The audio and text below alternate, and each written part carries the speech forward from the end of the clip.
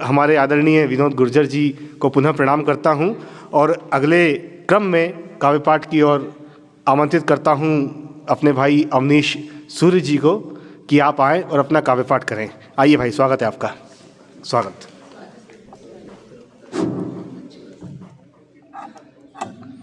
चूँकि संचालन वाला दौर खत्म हो गया है, मेरा काव्य पाठ का दौर है।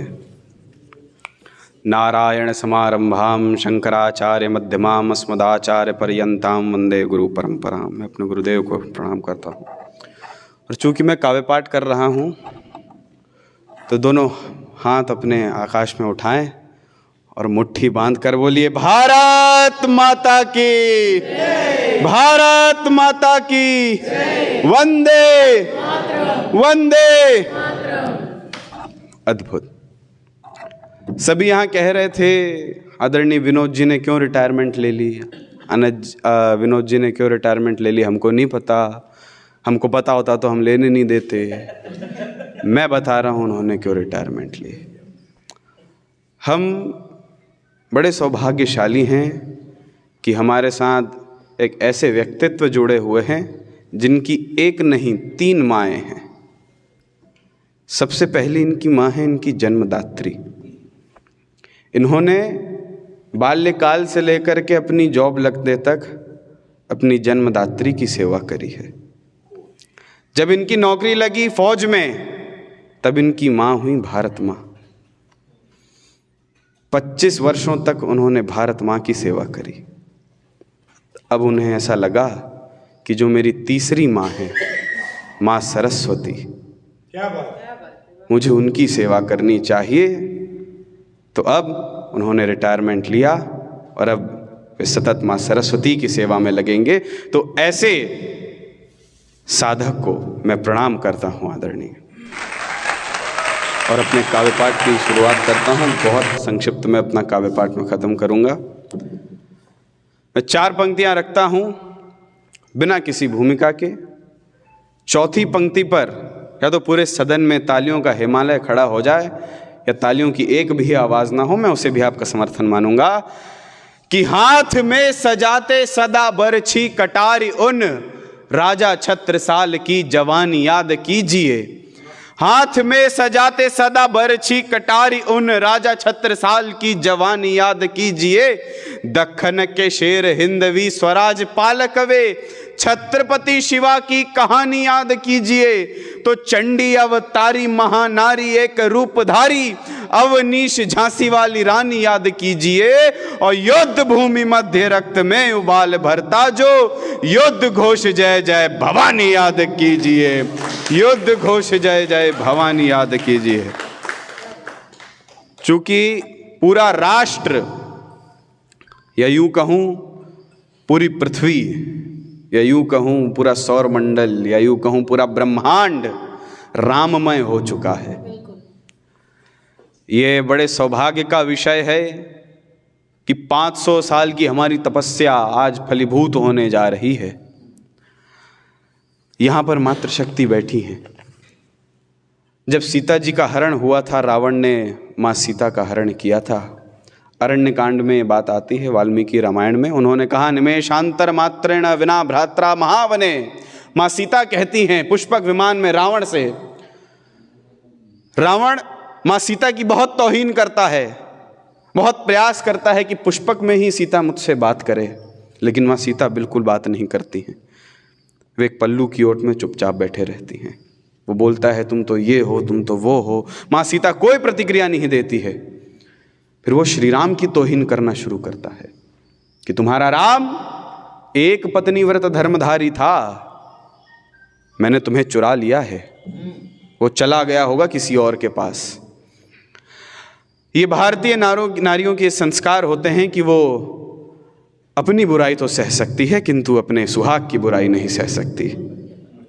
माँ सीता अपना मौन व्रत तोड़ती हैं। माँ सीता कहती हैं कि दुष्टता मलिनता के नाथ मूढ़ रावण, तू राघव की वीर प्रभुताई नहीं जानता। एक बाण से सहस्त्र दानवों का अंत करे, तुझ पे है काल निशा छाई नहीं जानता। तो महाकाई ताड़का की महाबली सेना संग मारीच की युद्ध में पिटाई नहीं जानता। और ऐसे वीर राघव की पत्नी का हरण किया, अपने ही प्राण की विदाई नहीं जानता, अपने ही प्राण की विदाई नहीं जानता। हम हनुमान जी की ओर चलते हैं। भगवान प्रणाम। चूंकि आज एकादशी है, शुरू से लेकर अंत तक विष्णु विष्णु विष्णु हो रहा है।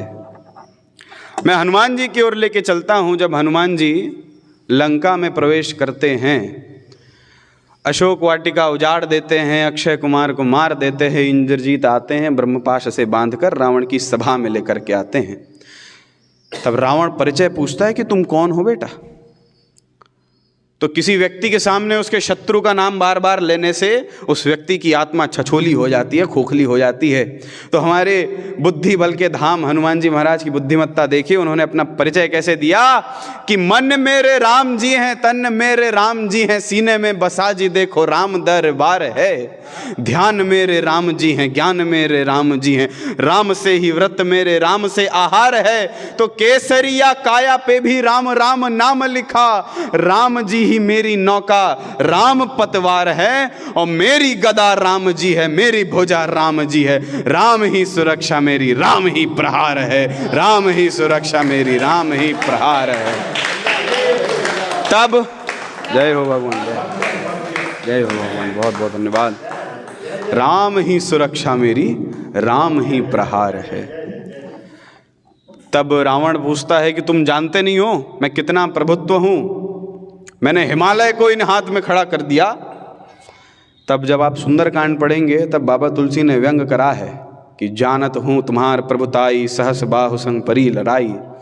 हनुमान जी कहते हैं कि जानता हूं रावण में तेरा क्या प्रभुत्व है रे, बाली ने दबाए रखा तुझको था काह में, और कार्तवीर अर्जुन से भी युद्ध हार गया, कारावास में रखा था ते मेरे की छाह में। और शिव का परम भक्त व्यर्थ ही बना फिरे तू, शिव का धनुष भी उठा न पाया बाह में, और त्याग दे ये दंभ और छोड़ दे ये व्याभिचार, राम नाम जप आजा राम जी की राह में, राम नाम जप आजा राम जी की राह में। रावण क्रोधित हो जाता है कि जानता हूं रावण में तेरा क्या प्रभुत्व है रे, बाली ने दबाए रखा तुझको था काह में, और कार्त्यवीर अर्जुन से भी युद्ध हार गया, कारावास में रखा था ते मेरे की छाह में। और शिव का परम भक्त व्यर्थ ही बना फिरे तू, शिव का धनुष भी उठा ना पाया बाह में, और त्याग दे ये दंभ और छोड़ दे ये व्याभिचार, राम नाम जप आजा राम जी की राह में, राम नाम जप आजा राम जी की राह में। रावण क्रोधित हो जाता है, वो मृत्यु की देवी का आह्वान करके हनुमान जी के बगल में खड़ा कर देता है। हनुमान जी प्रसन्नचित्त होकर मुस्कुराने लगते हैं। रावण पूछता है अरे मूर्ख, मृत्यु तेरे बगल में खड़ी और तू मुस्कुरा रहा है। तो हनुमान जी बोलते हैं खड़ी तो मेरे बगल में है, लेकिन देख तुझे रही है। तब हनुमान जी महाराज क्रोधित हो जाते हैं। हनुमान जी महाराज अतुलित बल के धाम हैं, वो क्या कदम उठा सकते थे किंतु उन्होंने क्या नहीं किया, और क्यों नहीं किया वो मैं छंद के माध्यम से निवेदित करता हूं। हनुमान जी कहते हैं कि पुत्र के मरण का भी कोई ना असर हुआ, सुधरा नहीं जले तो मैं तुझे सुधार दूं, और मुझको तो कोई शस्त्र बांध नहीं पाए कभी, एक मुठिका में तेरा भूत मैं उतार दूं, और स्वर्ण के पहाड़ जैसी मेरी देह की है आभा, आवेश में आके 20 भुजाएं उखाड़ दूं, और ऐसे दुष्ट नयनों से डरते ना रामदूत, राम जी आदेश दे तो मैं ही तुझे मार दूं, राम जी आदेश दे तो मैं ही तुझे मार दूं।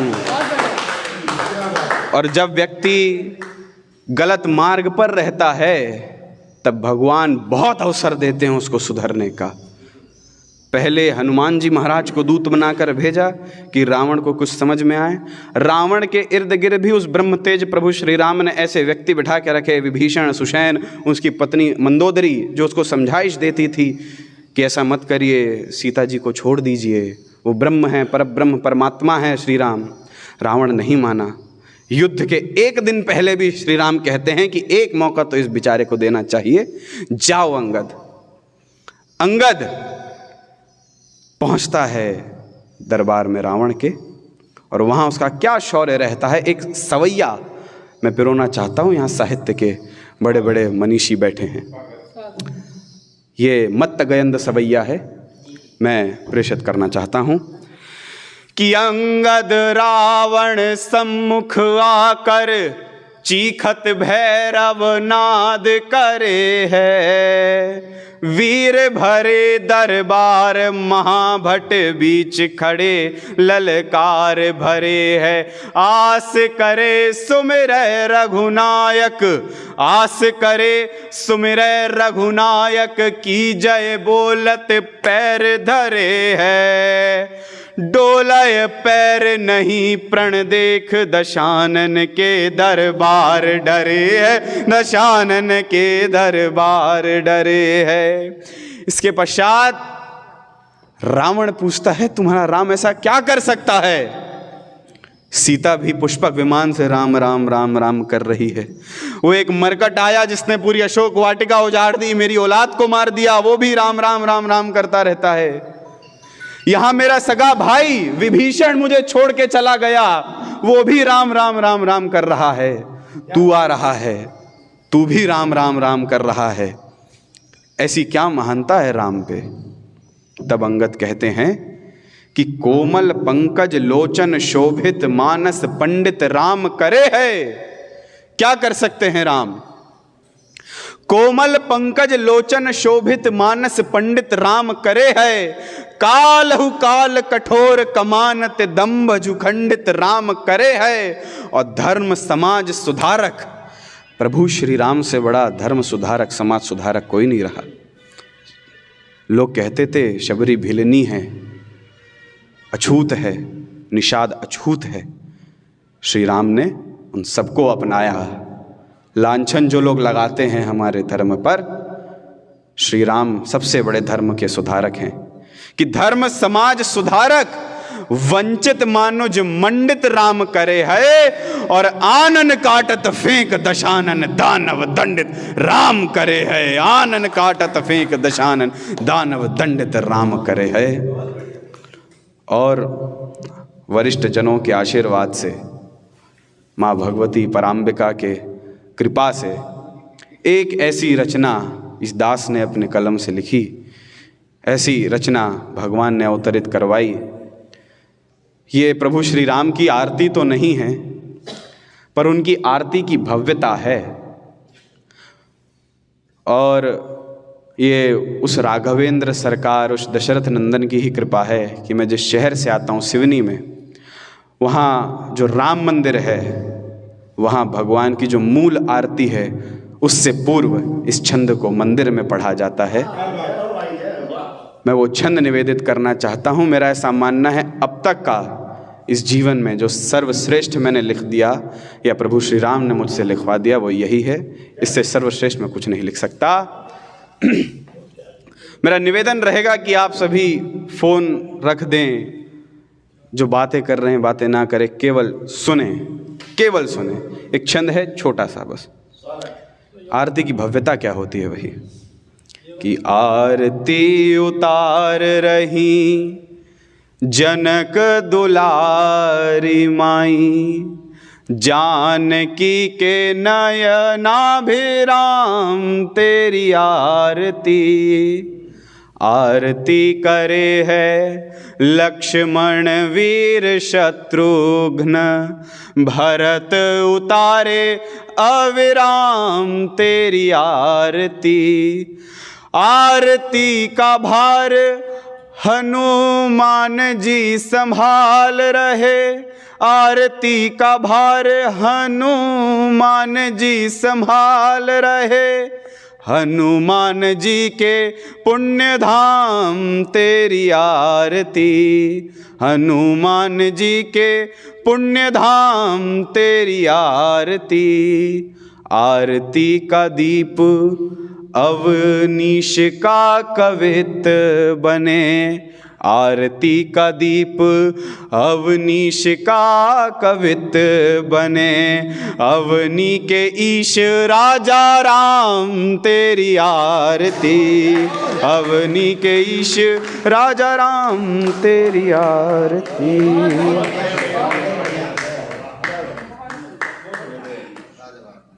अब मैं वापस आ जाता हूँ संचालक वाली भूमिका पे। ये आशीर्वाद आप सभी का बना रहे।